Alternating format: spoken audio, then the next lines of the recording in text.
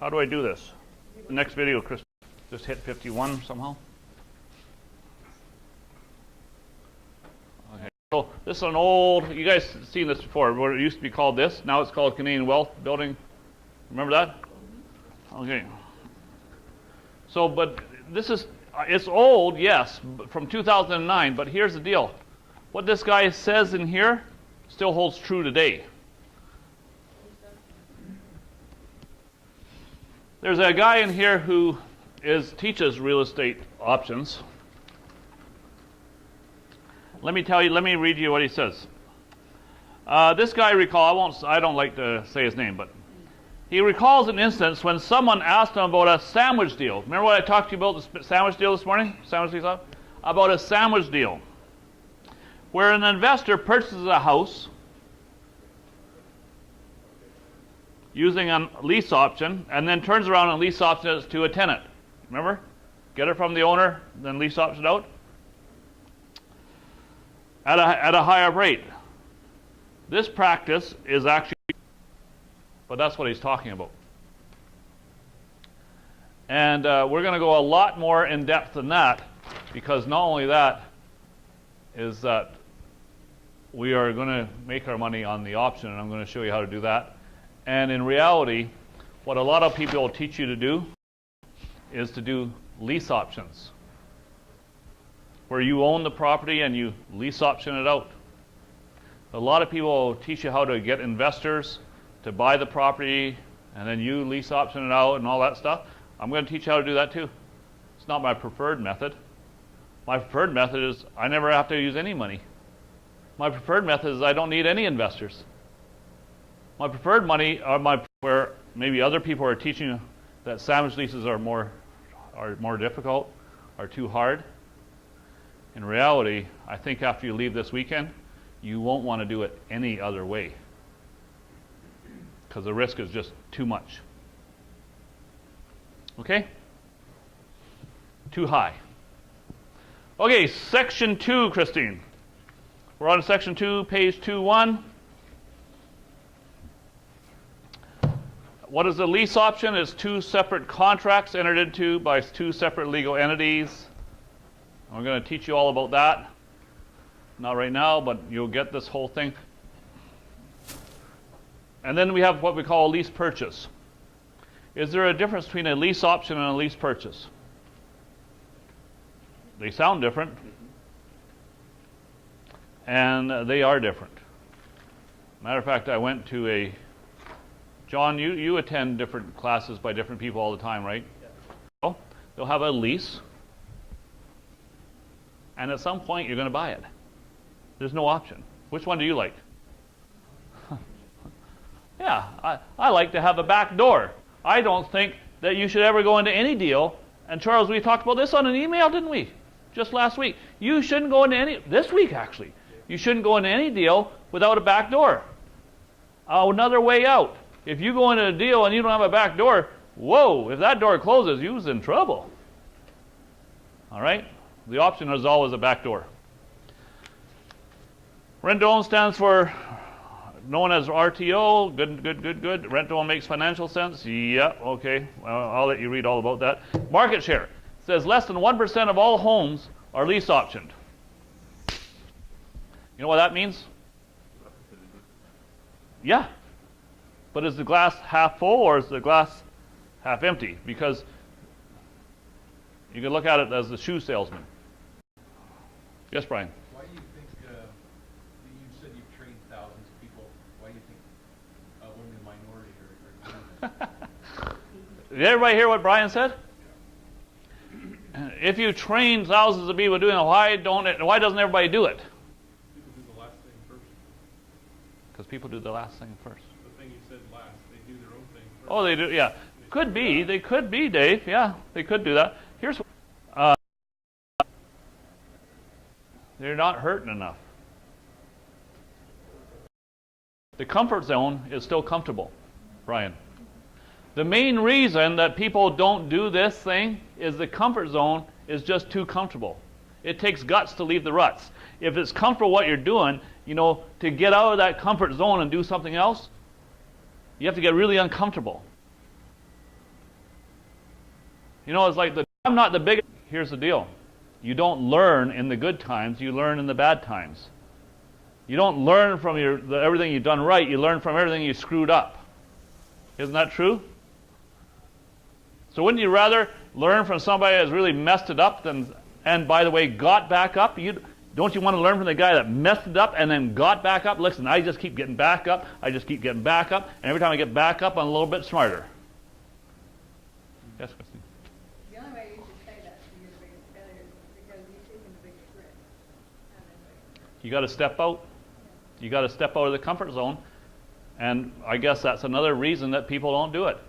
If you don't step out of the comfort zone and you don't take any risk, then, but here's the deal. I believe not stepping out of the comfort zone is the biggest day, not a week, a day, to listen to all his success stories, which he has a lot of.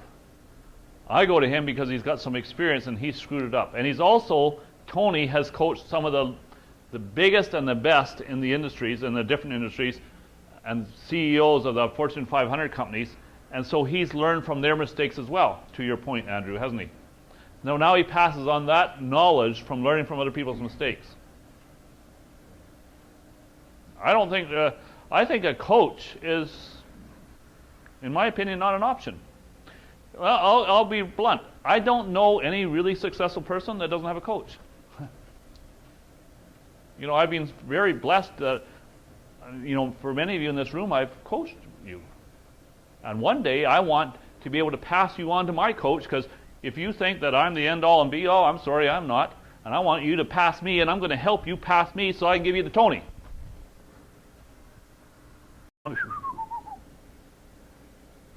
Not me.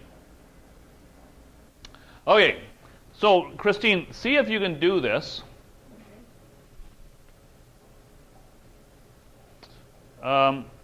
Is it on there, marked on there anywhere, this chart? No. Let me see if I can do this, and then Christine, you can fill it in as we go. Or why don't we just do this together? Who wants to fill in their thing on their, yeah, well, let's do it, make it easy. If Neil was here, we'd be able to do this real fast. Let's make it easy. Somebody fill in their binders, okay? We're going to give you this chart. By the way, this chart, we're going to give it to you. All the charts that you see and all the forms and everything you see in this manual, you're getting electronically. Fair enough? So let's not worry about messing up the binder, okay? Jinping, you can fill this in and it doesn't matter? Fair enough? Okay, so let's do it together. So there's more money in a rent-to-own than there is in just renting it out. Xbox just put 0 because with you, they wouldn't have a vacancy allowance, would they? Right? Because they wouldn't have to worry about it. They wouldn't have to worry. You're going to pay them no matter if it goes vacant or not. You're still going to pay them, right? Okay.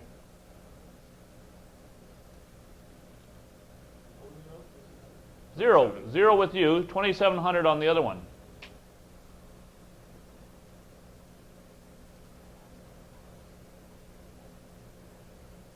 I think this is it here. All right. Now, what about taxes? How much are the taxes going to be? Because we've got to subtract the annual expenses. If you're renting it out, who pays the expenses? If you're renting out the house, you would pay the, okay, it's a vacant house, the lights might be on, but in the wintertime it's still running the furnace, isn't it? It's still doing this, so what would it be? 75 bucks a month? 120 bucks for a month and a half? 100 bucks for a month and a half? Okay. So put $100 there, but if he was rent own it to you, it'd be 0.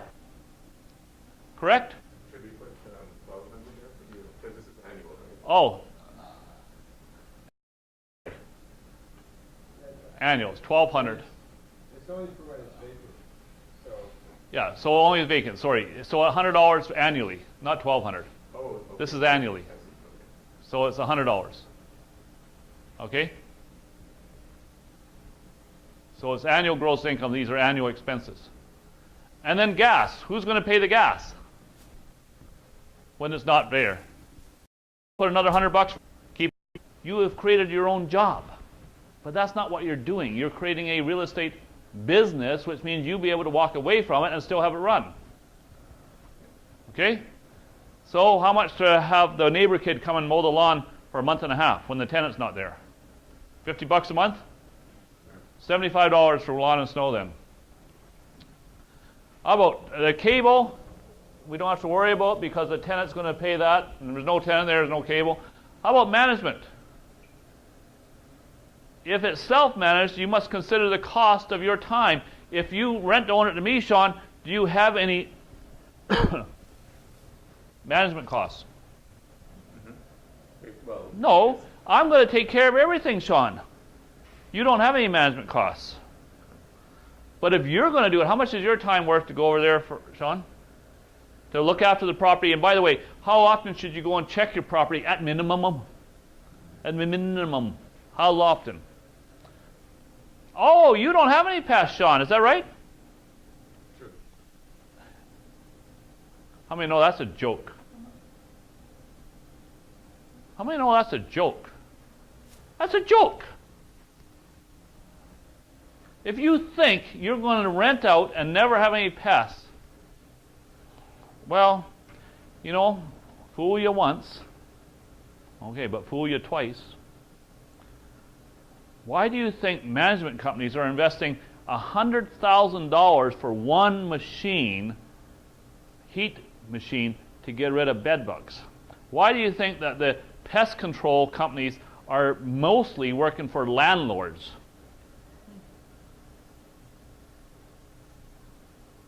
Because there's pests. I have found out that you need to allow $140 a year. And by the way, this doesn't include debt service yet. $9,584 goes here. Now what about the other side here? Andrew, what's the other side come to? The only thing that's deducted is 4,000, so that would be 17,600. 17,600 goes here. 9,000, what is it? 9,584. Goes here. And how much? Oh, okay, I can do that. You can just use the arrows, but I'll click over here. And this one is what? 17,600. 17. Now, look, he makes 17,600 a year before debt service with you, or he makes 9,600 a year on himself, and he does all the work here, and over here he has no work. Which one's better for you, Sean? Which one do you like more?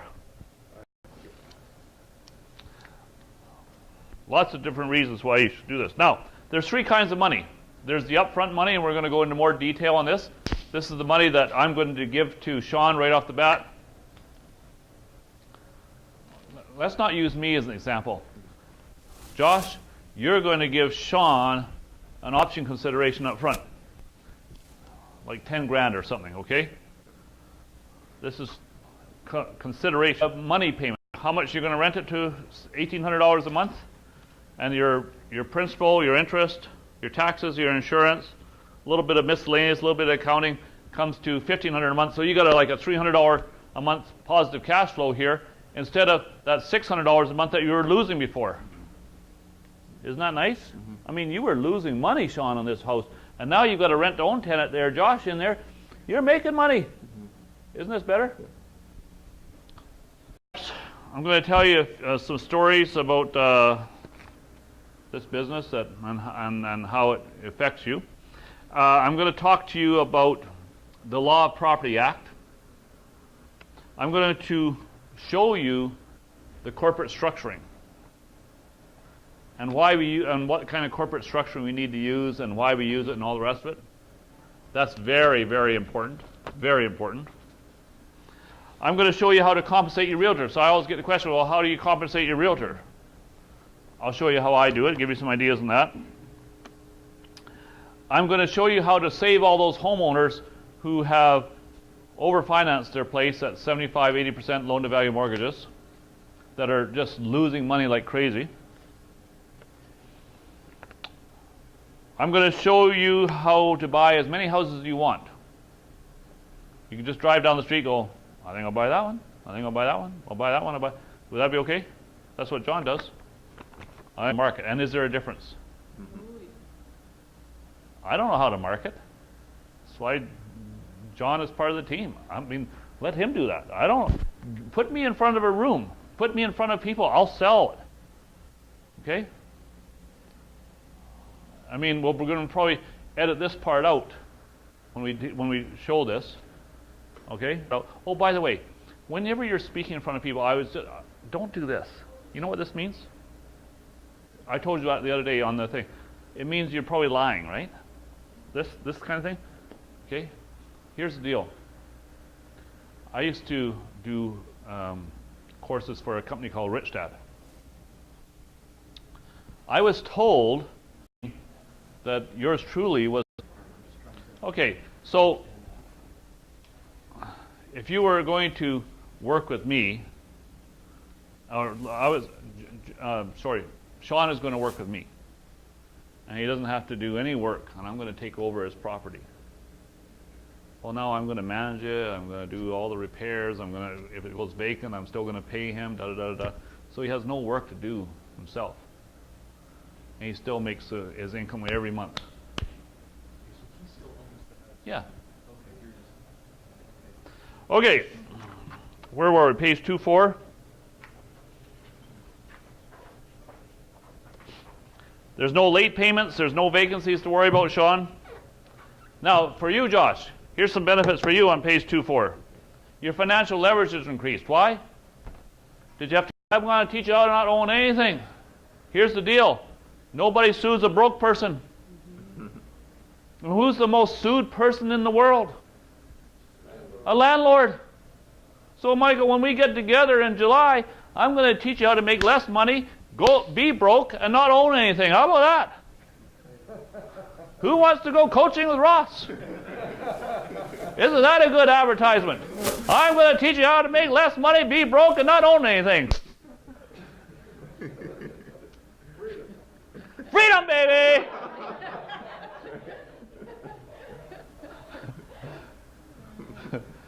It's true. It's so true. But it doesn't sell well, you know? But that's what I'm going to teach you. Are you excited? This is yes. But there must be a content. Content? Yeah. What you see is what you get, baby. Wealthy don't pay tax. Have you heard that statement? Yeah. Then why don't they pay tax? It's really simple. Do you know why they don't pay tax? You know how this doesn't work, but it's even simpler than that. They don't make any money. If you don't make any money, you don't get taxed. It's so simple, but everybody thinks they must have good lawyers and accountants, which they do. Because the worst advice is free.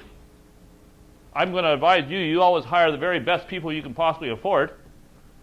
So, what's that? He who holds the gold makes the rule. Now, over time, you make more money. So you might start out at 25K, and then you go to 35K, and 45K, and 50K. And after you get past 50K or something, you go into the highest tax bracket, don't you? In the world that's on a fiat currency system, what is the worst tax? And nobody, only 1 out of 1,000 people will even think of it as a tax. What's the worst tax of all? And you're all getting taxed and you don't even know it. The worst tax of all is inflation. It's the cruelest tax of all because you don't get a say. They just go ahead and do it. They devalue your money and they take purchasing power right out of your pocket. It's the cruelest and most terrible tax of all is inflation. Think about it like this. You bury $100,000 in the ground, you cover it with concrete, and you put dirt on top, and you put a tree in there so you know where it is.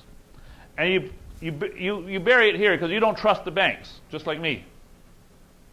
And you wait, and Russia are making deals between themselves right now that don't involve the petrodollar called the US dollar.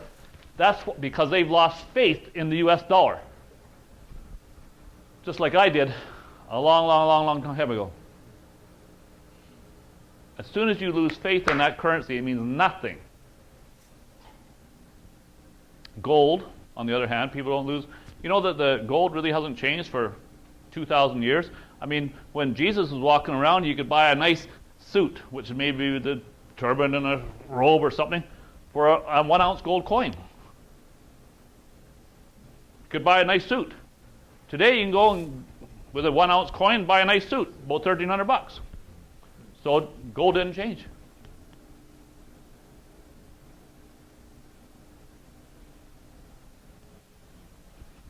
In other words, everything's trying to. If there's inflation, prices go up and prices go down. You want to see what's really happening. There's 4 glasses on the table. We're going to have 4 people come around and sit around here. And the only way we're going to drink is if we have a glass each. And there's 4 of us at the table. How valuable are the glasses? There's 4 glasses, there's 4 people. Not valuable because each one will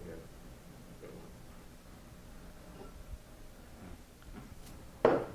How valuable are the glasses? Or how, no. Yeah, more valuable. Even more. Even more. How valuable is the glass when it comes down to 1? Very. That's gold. This is fiat currency. Well, if we can print as much of it as we want, Okay. what happens to the price of the glasses? They go down. And if you create the $500,000 needed here, they do this. Click. They push a button. And instantly, the $500,000 is created and put into the economy. 4 glasses, the glasses aren't very valuable. 1 glass, the glass is valuable. Right? Now watch this. $500,000 is instantly created and put into the economy. Into the economy. Out there. That $500,000 didn't exist before. Mitra, did you use your credit card on the way over here today? Do you ever use a credit card? Okay, when you use that, you instantly created currency. You created, it didn't exist before. Anytime money is borrowed, that money didn't exist. Okay? Now watch this. $500,000 is there. Now you're each out going to go out into the economy, which is out there, and you're going to do your trade, and John's going to do his trade, and you're going to do yours, and you're going to earn existence.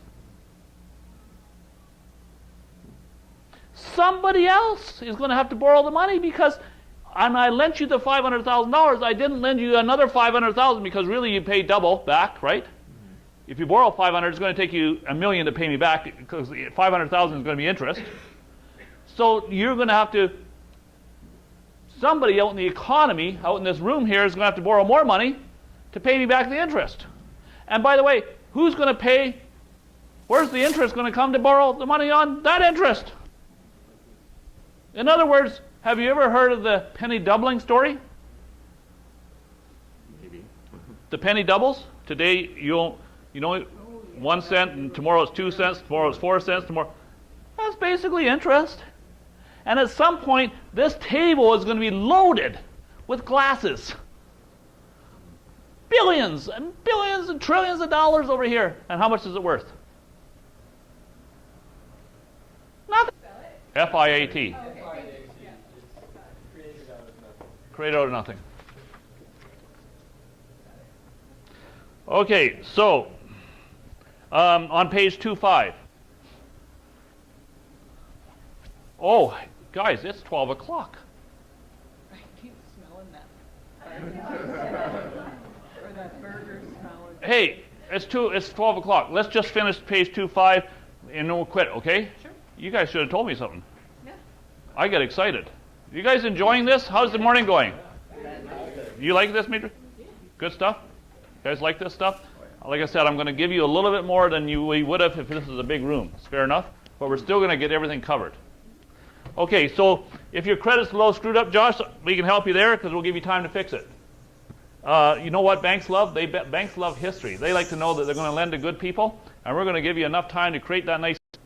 No, they're going to pay you market rent, but anyway, go ahead. How will they still then be able to afford accumulating a down payment? We'll cover that. Please? We're going to cover that. for sure. All right, any other questions before we break? Okay, so what do you got for us here? Let me see. Oh, so here's the deal. You guys need to get off the treadmill. You know this home to work, work to home thing? It's a killer, man. I mean, listen, you know the traffic out on the 401? Do you know that that's the busiest road in North America? I mean, yeah. There's a section of the 401 that has more traffic on than any other major. And did you know that also that Toronto is the 4th largest metropolitan in North America? We're only behind New York, Los Angeles, and Houston.